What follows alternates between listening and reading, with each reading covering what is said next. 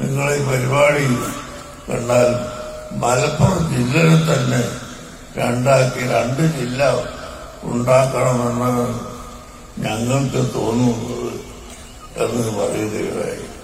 ഞാൻ പറഞ്ഞു, ഈ ജില്ല വേർതിരിക്കലും ഭരണമുണ്ടാക്കലും അതൊക്കെ നിങ്ങളുടെ ജോലിയാണ്, അത് രാഷ്ട്രീയക്കാരുടെ ജോലിയാണ്, ഭരണാധികാരികളുടെ ജോലിയാണ്.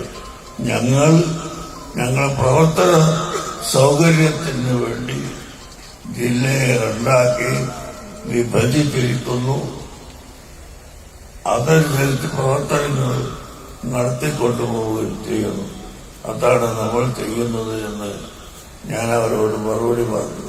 ചുരുക്കത്തിൽ ഞാൻ പറഞ്ഞത്, എന്ത് പറഞ്ഞാലും അതിനെ വളച്ചെടുത്ത് ഏതെങ്കിലും ദുർവ്യാഖ്യാനത്തിലൂടെ കൊണ്ടുപോകാൻ ശ്രമിക്കുന്ന ആളുകൾ ഇവിടെ ധാരാളമുണ്ട്. ആ വിഭാഗത്തിൽ നമ്മളായി പോകരുത് എന്ന് മാത്രം ഓർമ്മപ്പെടുത്തി തൽക്കാലം എന്റെ വാക്കുകൾ അവസാനിപ്പിക്കുന്നു.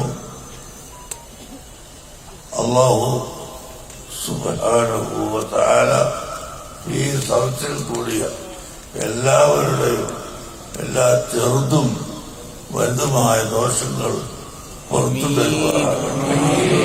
നാം ഈ കേരള യാത്ര നടത്തുന്നത് ഇവിടെ കേരളത്തിലോ അല്ലെങ്കിൽ ഇന്ത്യയിൽ എവിടെയെങ്കിലുമോ നമുക്കൊരു സ്ഥാനം കിട്ടാൻ വേണ്ടിയല്ല, മന്ത്രിയാവാൻ വേണ്ടിയല്ല, പ്രസിഡന്റാവാൻ വേണ്ടിയല്ല, മറിച്ച് നമ്മുടെ യുവാക്കളായ സഹോദരന്മാരെ സംഘടിപ്പിച്ച് അവരുടെ മനസ്സുകൾ ഒന്നാക്കി കൊണ്ടുവന്ന്, മക്കളെ നിങ്ങൾ മദ്യപാനികളാവരുത്, ലഹരി പദാർത്ഥങ്ങൾ ഉപയോഗിക്കരുത്, നിങ്ങൾ 5 നേരം കൃത്യമായി നിസ്കരിക്കണം, അള്ളാഹുവിനെ മറന്നുപോകരുത് എന്ന് നമ്മുടെ ചെറുപ്പക്കാരോട് ഉപദേശിക്കാനും പറയാനും വേണ്ടി മാത്രമാണ് എന്ന് ഞാൻ നിങ്ങളെ ഓർമ്മപ്പെടുത്തുകയാണ്.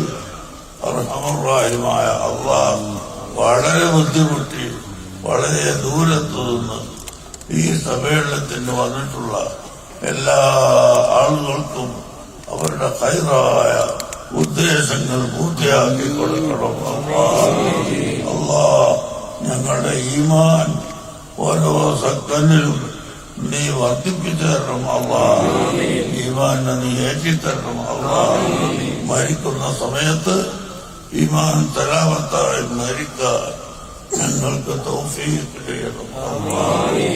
اللهم ما قضيت لنا من أمر وشرعنا فيه وتممه لنا بأكمل الوجوه وأجملها وأحسنها وإنك على كل شيء قدير وبالإجابة جدير. ربنا آتنا في الدنيا حسنة وفي الآخرة حسنة وقنا عذاب النار. وصلى الله على خير خلقه سيدنا محمد وآله وصحبه أجمعين والحمد لله رب العالمين.